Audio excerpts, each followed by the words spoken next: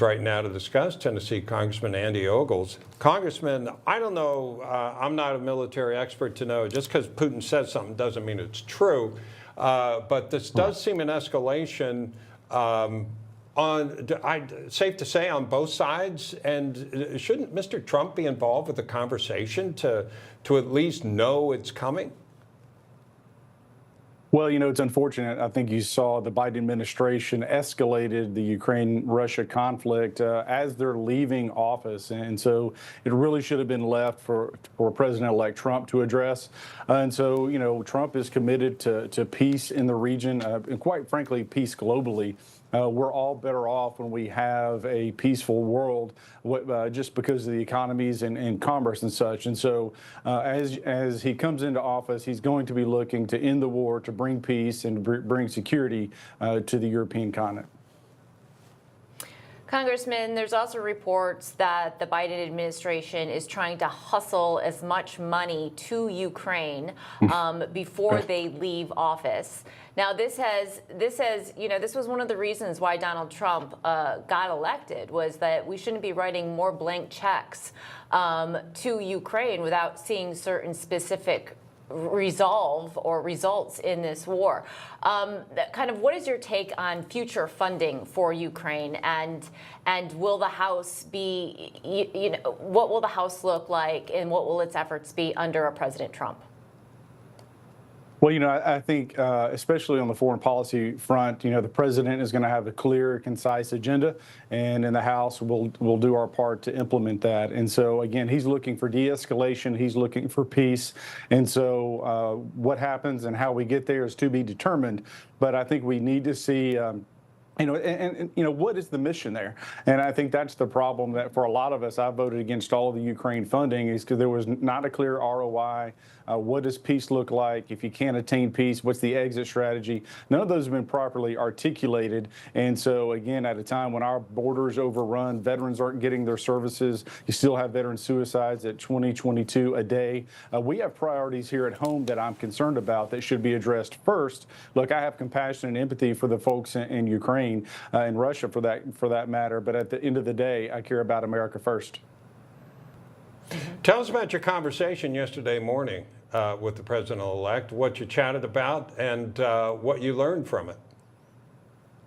Well, you know, I reached out to the president. I usually, about once a week, either by text or call, we'll reach out to the president. Yesterday I called him. It's about 10 o'clock Eastern, and he picked up and we chatted, and it was about funding as we go forward.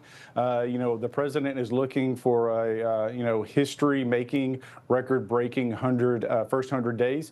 And so as we look into the funding fight that's going to happen over the next couple of weeks, is how do we get beyond the first 100 days? How do we get beyond tax day, if you will, April 15th, to make sure that we don't do anything inadvertently to handicap the president in those first 3 months or so of office? And so as we look to the future, I obviously talked to the president, got guidance from the president, and then began reaching out to my colleagues across the Republican caucus to shop around some of the things that the president and I discussed about on having a funding mechanism that takes us out at least past the first 100 days.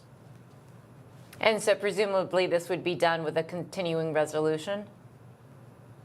Yes, ma'am. You know, I'm not a big fan of CRs, but this is a new day. We have a Trump administration. And look, the president received a mandate. He won all the swing states, won the electoral college, won the popular vote. There's a lot that has to be done in those first 100 days. And what you don't want to do is set up a funding fight in those first 3 months that then impedes the president and makes it hard for him to deliver to the American people. Look, I would say the fate of the Republicans in the midterms, our destiny is in our own hands. And those first 100 days sets the stage, quite frankly, the path to success, not only for the country, but for us in the midterms in holding the House and expanding our majorities. You're back in session now. I'm kind of curious, what is the mood amongst the Democrats in town? You chuckle, so please tell us your thoughts about that. Well, obviously, on our side of the aisle, we're elated. Look, in the House, we're going to have a thin majority. I think currently it's at 219. I do expect that Miller Meeks will be called our way, so that's 220. That's a 3-seat majority. Then you have the 2 seats in California, Duarte and Steele. Duarte's currently up with a couple of hundred votes maybe, and Steele is down. So you're looking probably at a 4-seat majority as we go forward. So our side's elated, although it is a thin majority. The Democrats are obviously defeated, licking their wounds. And I think you're going to see a reorientation or a resetting of some of the platform of the Democratic Party. They went too far. They went too woke, and the American people have had enough of it. Look, the southern border's wide open. Crime is running rampant. You have innocent lives being lost like Lake and Riley, deaths that should never have occurred, attacks that should have never occurred, a family whose life and for a future is always shattered because of it, and the people are tired of it at a time when you have record inflation and it's a pocketbook election. So it set the stage for us to sweep. We did, and we have the opportunity to really get our country back on the right track with President Donald Trump at the helm. All right, Congressman Andy Ogles from the great state of Tennessee, the volunteer state. Thank you so much, sir.